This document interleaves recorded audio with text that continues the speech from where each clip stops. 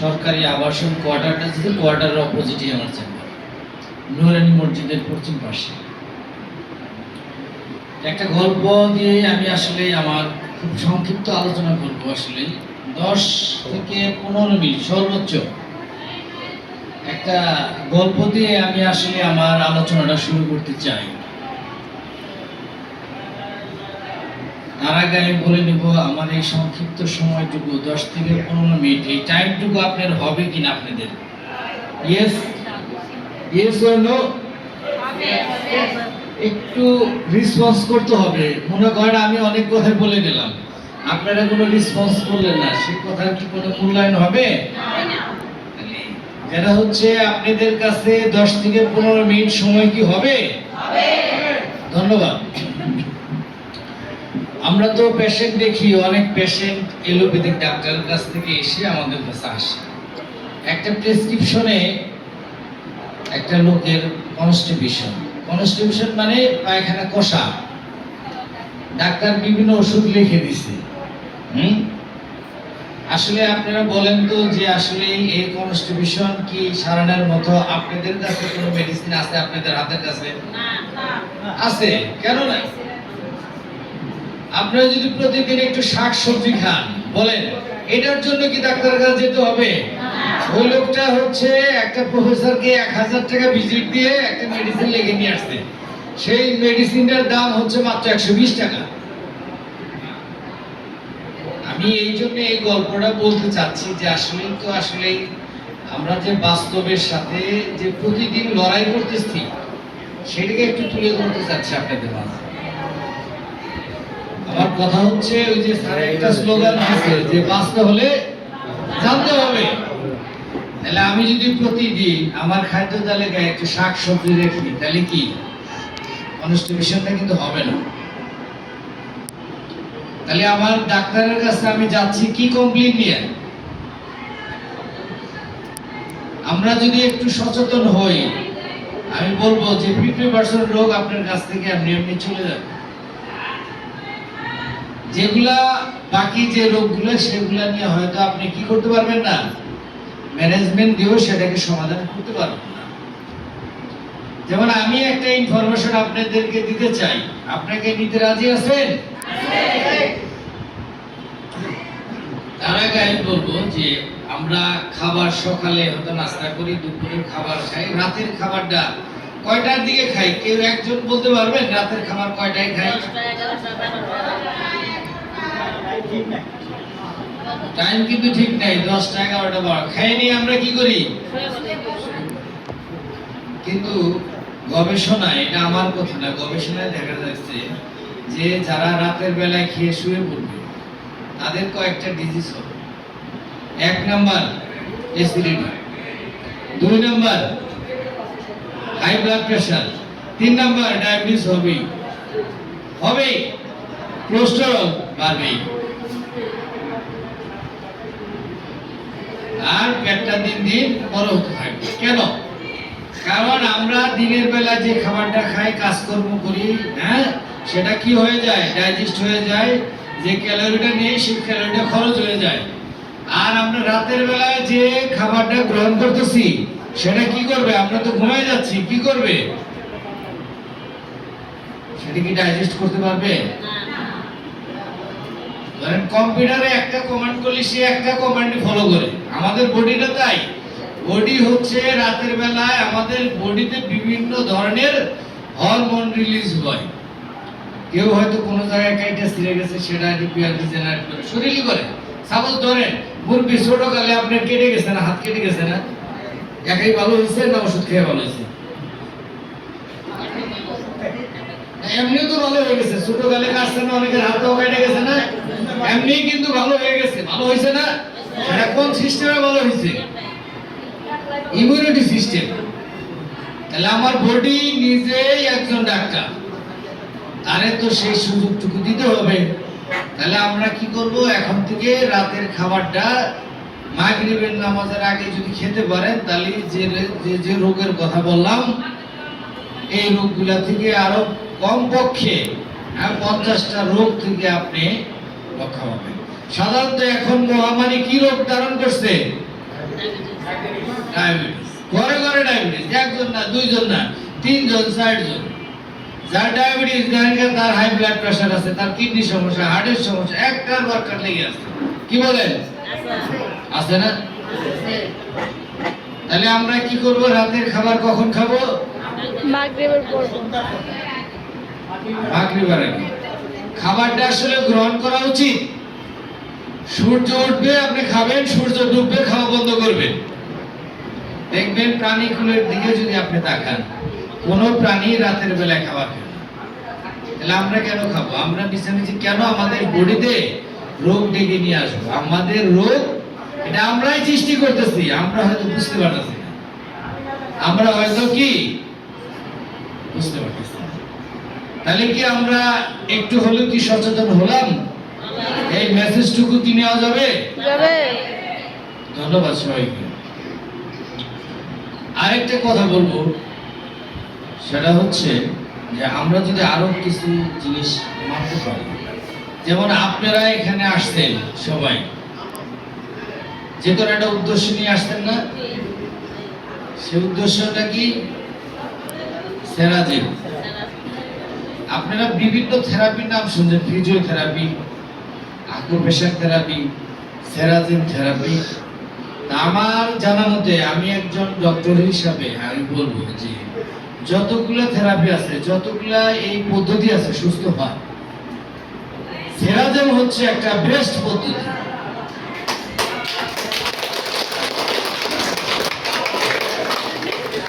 এখন আসেন, কেন বেস্ট পদ্ধতি? আমি নিজেও গত মাসে একটা সেরাজেন এই 9 বল 3 বলে একটা ডিভাইস আমি নিয়েছি। একটা পেশেন্টের ফুড ড্রপ ছিল। ফুড ড্রপ মানে সে ঠিক মতো হাঁটতে পারতো না। তার যে কোনো একটা স্মল ইন্টেস্টাইন অপারেশন হওয়ার পরে মোটর নার্ভগুলা ইনঅ্যাক্টিভ হয়ে গেছে।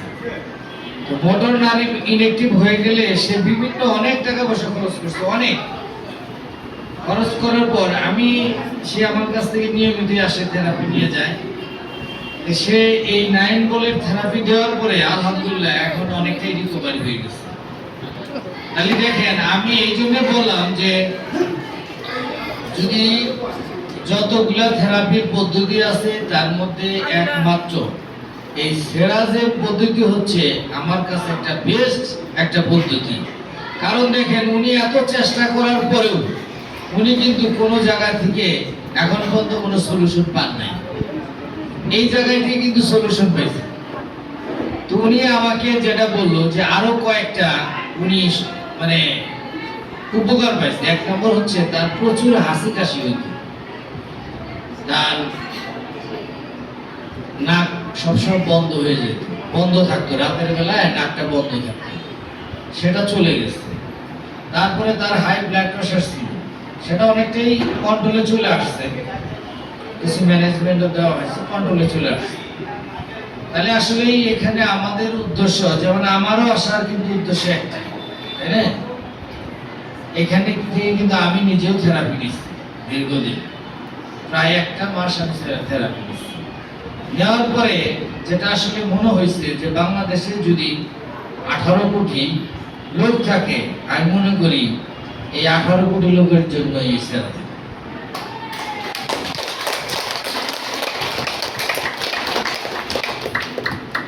দেখেন, আমরা কিন্তু বিভিন্ন জায়গায় যখন কম্পেয়ার করি, আপনি যখন একটা জিনিস কম্পেয়ার করতে পারবেন তখন আসলে এটার মূল্য আপনি বুঝতে পারবেন। যখন কম্পেয়ার করতে পারবেন তখন কিন্তু মূল্য বুঝতে পারবেন। এই সেরাজিনের সাথে অন্যান্য থেরাপির যখন আপনি কম্পেয়ার করবেন তখনই কিন্তু এটার গুরুত্বটা আপনি বুঝতে পারবেন।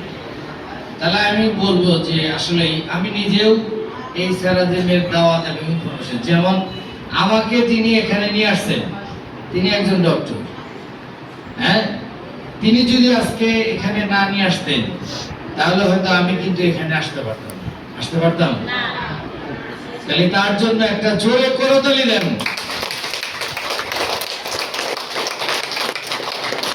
তিনি হচ্ছে আমাদের সম্মানিত মনসুর ভাই, আপনাদেরকে পরিচয় করাবো ওনাকে নিয়ে আসবো, মঞ্চে নিয়ে আসবো।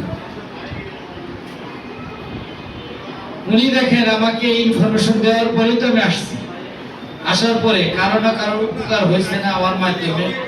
যেমন ধরেন আমি হয়তো আপনাদের এখানে দুই চারটা কথা বলছি, কোনো একটা কথা তো আপনাদের ভালো লাগছে, লাগে নাই?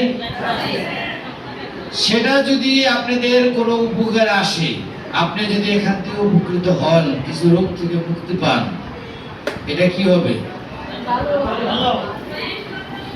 God help those who help themselves.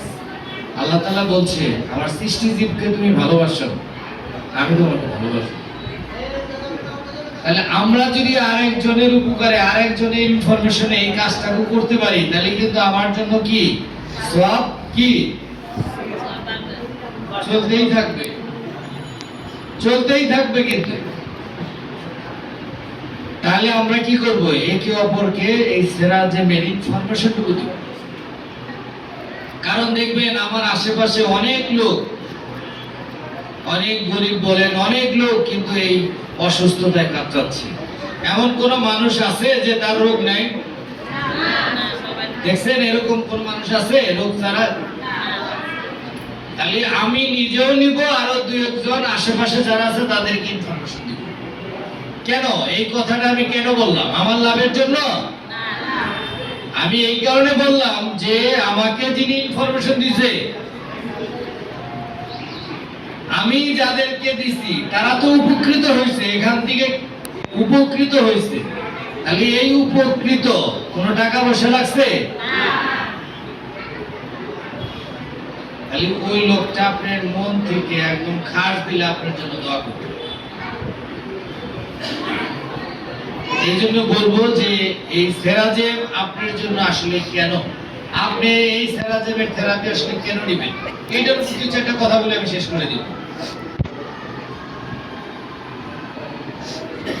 ধরেন মানে আমাদের দেখা যেটা আসলে সাধারণত একজন সরকারি চাকরিজীবী, ধরেন একজন সাধারণ চাকরিজীবী, তারা কি করে খুব মানে সারা জীবন চাকরি বাকরি কষ্ট করে ছেলে সন্তান মানুষ করে দেয় না, যখন পেনশনের সময় হয় পেনশনও পায়, টাকাগুলো কি করে ব্যাংকে রাখে, সারা জীবন তো চলতে হবে, হ্যাঁ সারা জীবন খাইতে হবে, এজন্য কিছু টাকা কিন্তু উনি ব্যাংকে রাখে।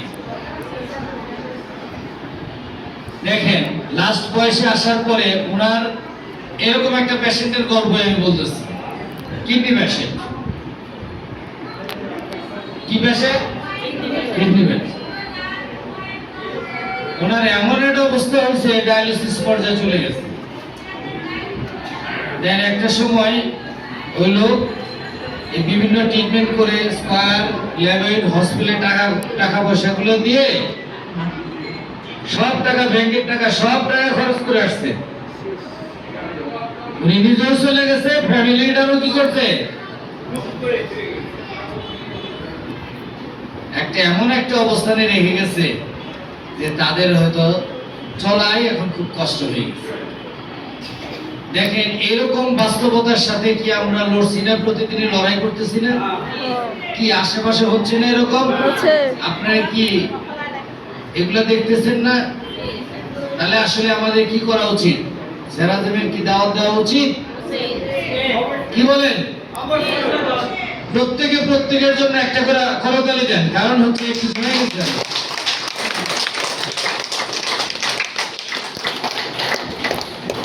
আমরা কি দাওয়াত দিব?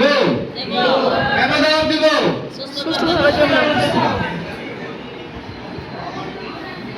সেরাজেম এমন একটা পদ্ধতি, আমি শুধু একটা কথা বলে দিই যে আপনার আমার নার্ভ যে আছে শরীরে, যে নার্ভ যেটাকে বলিতে, যে নার্ভ দিয়ে ব্লাড সার্কুলেশন হয়, বিভিন্ন হরমোন সার্কুলেশন হয়, এই নার্ভ সারা পৃথিবী সহ ঘুরানো যাবে।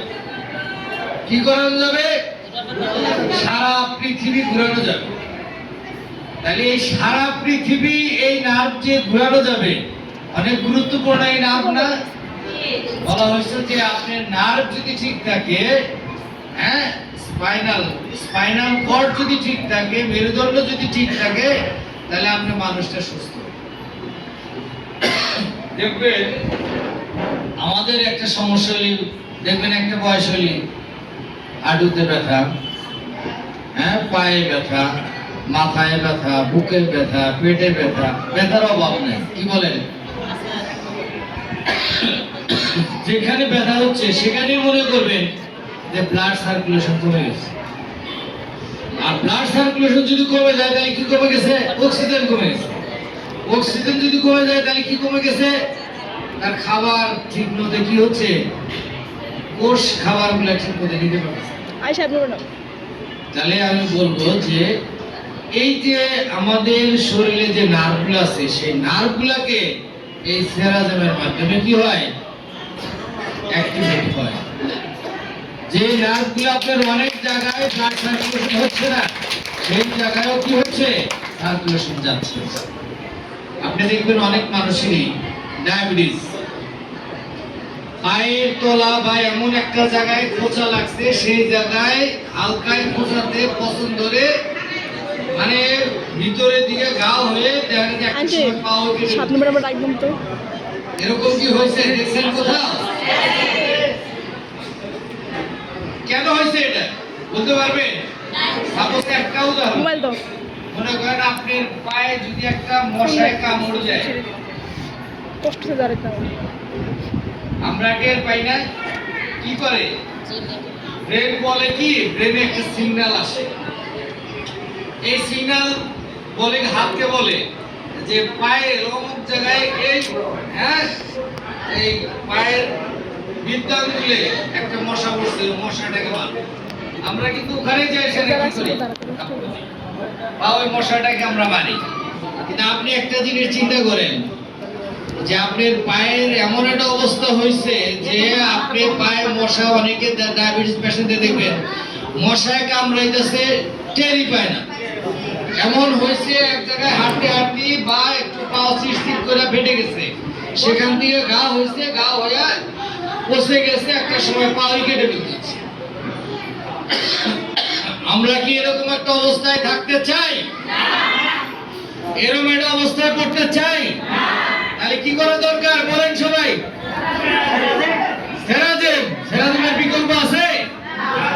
ভাই দরকার আছে সেরাজমের? তাহলে আমাদের প্রত্যেক ঘরে ঘরে 2 থেকে 3 জন করে ডায়াবেটিস পেশেন্ট। কি বলেন? তাদেরকে অন্তত আমরা কি ইনফরমেশন দিয়ে তাদেরকে আমরা বাঁচাইতে পারবো না? শুধু ওই ফ্যামিলিটা বাঁচাবেন না, সে বাঁচবে না, ফ্যামিলিটাও বাঁচবে। তাহলে সুস্থ থাকার জন্য কি চলে বলতে হবে? সুস্থ থাকার জন্য কি আর বিকল্প কিছু আছে?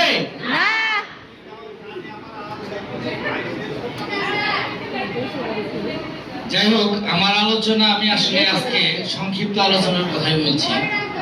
আমার কাছে যদি কারো কোনো প্রশ্ন থাকে আমাকে করতে পারেন। আপনাদেরকে 1 থেকে 2 মিনিট আমি এই সময়টুকু দিব।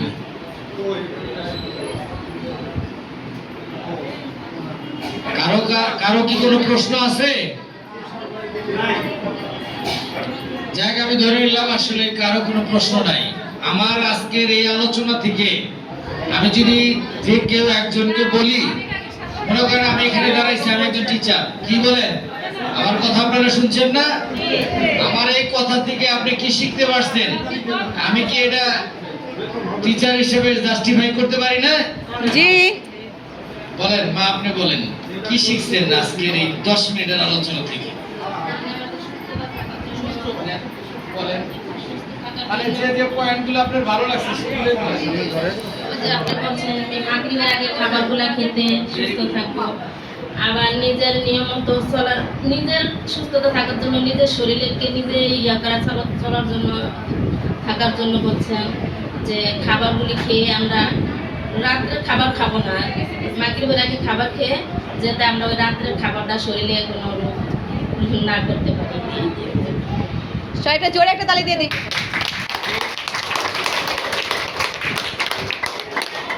সত্যিকার অর্থে উনি যে মেসেজটা মানে রিসিভ করছে, এটা হয়তো উনার মানে লাইফস্টাইলটাকে চেঞ্জ করে দিতে পারে।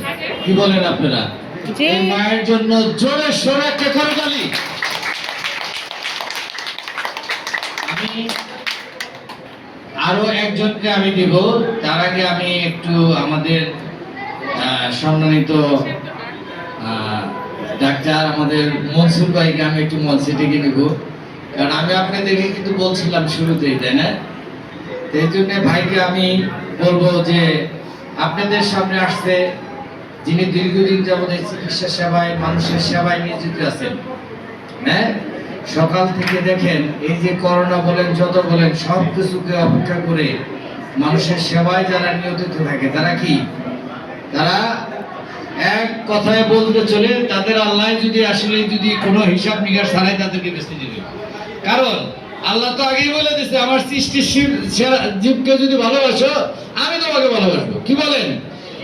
সে আমাদের ডাক্তার সাহেবের জন্য জোরে সোরে একটা করতালি। মঞ্চে না আসবেন সে বন্ধু করতালি চলতেই থাকবে, চলতেই থাকবে।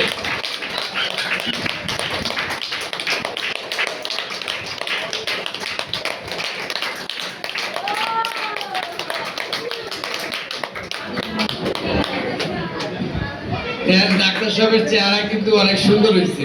আমি বললাম কারণ হচ্ছে সেরাজমে আসার আগে যে চেহারা ছিল যেটা ছিল, সেরাজমে আসার পরে চেহারাটা কিন্তু অনেক সুন্দর হয়েছে। যেটা হচ্ছে ডাক্তার সাহেবের সাথে ডাক্তার সাহেবের মুখ থেকে আমরা শুনতে যাচ্ছি এই সুন্দরের গোপন রহস্যটা কি। আপনারা কি শুনতে চান? আমিও শুনতে চাই। আমরা এখন আমাদের এই সম্মানিত ডাক্তার সাহেবের কাছ থেকে আমরা শুনবো তার এই গোপন সুন্দর চেহারার গোপন রহস্যটা কি।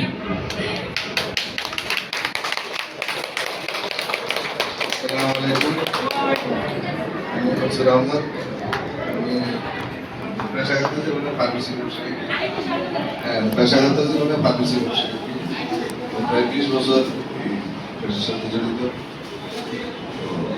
আসলে আমাদের কাছে তো বিভিন্ন ধরনের রোগী আসে। প্রথম যখন কোনো মানুষ অসুস্থ হয়, অসুস্থ তো হবেই। পৃথিবীতে মনে করেন প্রায় 800 কোটি মানুষ আছে সারা পৃথিবীতে। 800 কোটি মানুষের মধ্যে একজন লোক বলতে পারবে না যে আমি সুস্থ আছি। এবার ডোনাল্ড ট্রাম্প বলে, শেখ হাসিনা বলে, খালেদা জিয়া বলে, তারিক জিয়া বলে, কেউ বলতে পারবে না যে আমি 100% সুস্থ আছি। সবাই কিন্তু অসুস্থ, কারণ অসুস্থ মানুষ হবেই, এটাই আল্লাহর নিয়ম। কারণ পৃথিবীতে মানুষ অসুস্থ হবে যখন মারা যাবে, যখন সে জান্নাতবাসী হবে তখন কিন্তু তার আর কোনো রোগ থাকবে না। মানুষ যখন ব্যস্তবাসী হয়ে যাবে তখন তার কোনো রোগ থাকবে না, তখন সে সম্পূর্ণ সুস্থ থাকবে। কিন্তু এই পৃথিবীতে অসুস্থ হয়েই মানুষ মারা যাবে, কোনো না কোনো অসুখেই সে মারা যাবে, এটাই বাস্তবতা। কিন্তু অসুখের ভিতরে কিছু ধরন আছে। কেউ কেউ মনে করেন মাসের পর মাস বিছানায় পড়ে থাকে, তারপর কেউ কেউ হঠাৎ করে মারা যায়। তার কাছে আমাদের সবচেয়ে চাওয়া আছে মত তো হবেই, তবে যাতে সুস্থ অবস্থায়, যাতে কারোর উপরে নির্ভরশীল না হয়ে বিছানায় না পড়ে দুনিয়া থেকে না যেতে হয়, সেটাই সবাই আল্লাহর কাছে দোয়া করতে হবে। আসলে ব্যাপার হচ্ছে মানুষের সুস্থ থাকার জন্য অনেকগুলা নিয়ম সেই প্রাচীন কাল থেকে চলে আসছে। এবং এই ওষুধ যেটা রাসূলুল্লাহ সাল্লাল্লাহু আলাইহি ওয়াসাল্লাম বলছে যে যদি তোমরা অসুস্থ হও তাহলে সুস্থতার জন্য সেবা নাও, এবং সুস্থতার জন্য সেবা নেওয়াটাও সুন্দর। আর আরেকটি ব্যাপার হচ্ছে যে এখানে সুস্থতার জন্য সেবা কিন্তু বিভিন্ন প্রকারের আছে। যেমন ভাই আছে হোমিওপ্যাথিক, কেউ আছে অ্যালোপ্যাথিক, কেউ আছে ইয়োগা সিস্টেম করে চাইনিজরা, ইয়োগা ব্যায়াম করা, ওনারা ক্রিয়ার কোম্পানি, ওনারা থেরাপি দেয়। মানে বিভিন্নভাবে মানুষ সুস্থ হতে পারে। সুস্থতার জন্য লাইফ স্টাইল চেঞ্জ, যে ভাই যেটা বললো যে এরকম গুরুত্বপূর্ণ একটা কথা বলছে যে খাবারের যে নিয়ম, আমরা যদি এটা মেনে চলতে পারি তাহলে আমরা কিন্তু আমরা পারি। এই ঢাকা সিটিতে যারা আমরা বসবাস করি, গরিব হোক, সবাই কিন্তু আমরা আসলে 12টা একটা রাখি খাওয়া হয়, কিন্তু এটা আমরা হয় না। আমরা যতই বলি আসলে জীবনে চলার পথে কিন্তু আসলে পারা যায়। এটা যদি পারা যেত তাহলে কিন্তু আসলে আমাদের রোগ কম। দেখা যেতে করোনার সময় আমরা পৃথিবীর মধ্যে যে যত দেশ আছে এর মধ্যে ঢাকা সিটিতে সবচেয়ে বেশি জনবসতিপূর্ণ এবং সবচেয়ে বেশি দূষিত। তারপর তো আল্লাহ আমাদেরকে বাঁচিয়ে রাখছে, আল্লাহ আমাদেরকে বাঁচিয়ে রাখছে, কারণ আমরা আল্লাহ কাছে প্রার্থনা করি। হযরত মুসা আলাইহিস সালাম কিন্তু আল্লাহ কাছে বলছিল, আল্লাহ আমি যদি আল্লাহ হইতাম আর তুমি যদি মুসা হইতাম তাহলে তুমি আমার কাছে কি চাইবে? আল্লাহ বলছে যে আমি সুস্থ আছি। আমরা 1000 কোটি টাকার মালিক আছে, 500 কোটি টাকার মালিক আছে, এই যে মনে করেন রূপনগর আবাসিক 1000 কোটি 2000 কোটি টাকার মালিকের অভাব নেই।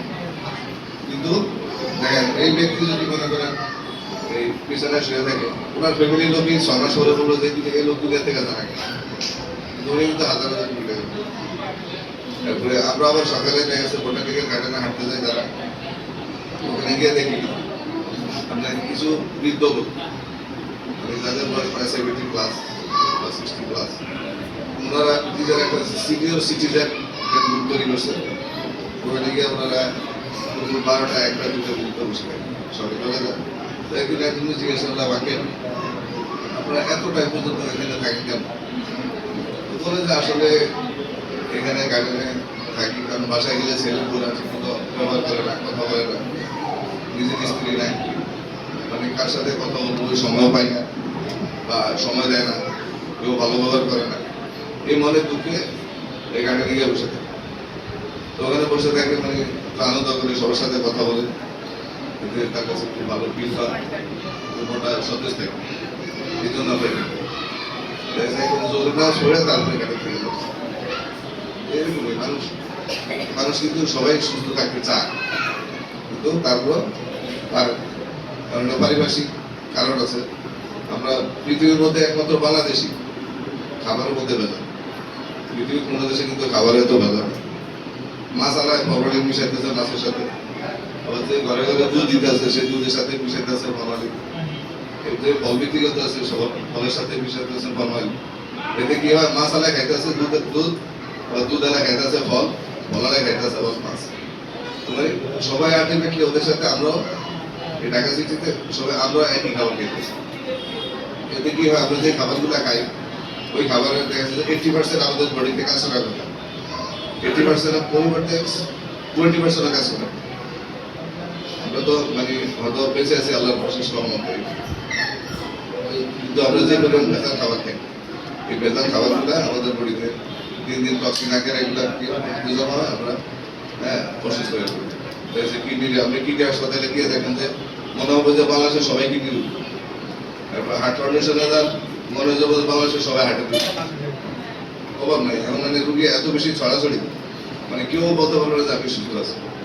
এবং এই সুস্থতার জন্য আসলে এখানে মানে স্যারাজানের যে সিস্টেমটা করছে, এটা কি হয়, ইলেকট্রোম্যাগনেটিক মানে একটা রেডিয়েশন দেওয়ার মাধ্যমে মানুষের বডিতে একটা হিট মানে একটা তাপমাত্রার মাধ্যমে কি হয়, মানুষের মেরুদণ্ডকে সতেজ করে।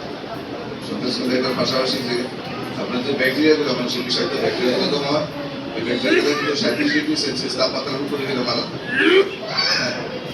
এখানে আমরা তো এখানে যারা থেরাপি দেয় সাধারণত 50 বা 55 বা 60 দেয়। এতে কি হয়, বিষাক্ত জীবাণুগুলো মারা যায়। এই জন্য মানুষ ব্লাড সার্কুলেশনও ভালো থাকে ইলেকট্রোম্যাগনেটিক থেরাপির মাধ্যমে, তারপরে জীবাণুগুলো মানে কিল হয়, এতে মানুষ আস্তে আস্তে সুস্থতা পায়। অথবা 100% সুস্থ কেউ হবে না, যতজনই বলে যে আমি 100% সুস্থ হয়ে গেছি বা 90% সুস্থ হয়ে গেছি, এটা জাস্ট মনের কথা, মনের বল। আসলে এই পৃথিবীতে কেউ সুস্থ হবে না, সুস্থ থাকার জন্য আমার কাছে প্রার্থনা করতে হবে, দুনিয়া থেকে সুস্থভাবে যেতে হবে, এটাই প্রার্থনা করা উচিত। এবং এই বলে সবাই যারা আসে সবাই আমি মনে করি স্বাস্থ্য সচেতন, স্বাস্থ্য সচেতন না হলে এখানে কেউ আসে না, স্বাস্থ্য সচেতন থাকা সবাই জরুরি। এই বলে জোরে একটা তালি দিয়ে দিন। ওরে ডাক্তার সাহেবের জন্য জোরে করতালি। আমি মনসুর ভাইকে জিজ্ঞেস করবো যে আল্লাহ তাআলা যদি আমাদেরকে হায়াত দেয়, আপনি আরো কত বছর বাঁচতে চান? ইনশাআল্লাহ যত বছর আল্লাহ হায়াত রাখছে তত বছর করে সবাই তো কেউ তো দুনিয়া থেকে যেতে চায় না, চাই আর 100 বছর। ওকে, ধন্যবাদ। বলেন আপনি কত বছর বাঁচতে চান? আল্লাহ যে কয়দিন হায়াত দিয়েছে আমাকে, আমি সেই কয়দিন আপনি আল্লাহ যে কদিন হায়াত দিয়েছে আপনার হায়াত বাড়াই দিছে আল্লাহ তাআলা, আরো 100 বছর দিবে। আপনি কত বছর বাঁচবেন? বাঁচতে চান? হ্যাঁ, বাঁচতে আল্লাহ চাই। কাছে চাবেন না আপনি? বাঁচতে চাবেন না আপনি? বাঁচতে চাই। কত বছর? এই ধরেন 100 বছর। 100 বছর? আলহামদুলিল্লাহ। আল্লাহ যতদিন রাখবেন ততদিনই থাকবো। না, আপনারা হায়াত দিব আল্লাহ 200 বছর। কত বছর বাঁচবেন? বলেন। কত বছর বাঁচতে চান? আল্লাহ আপনাকে যথেষ্ট হায়াত দিবে। কত বছর বাঁচতে চান? বলেন। 120 বছর বাঁচতে চান।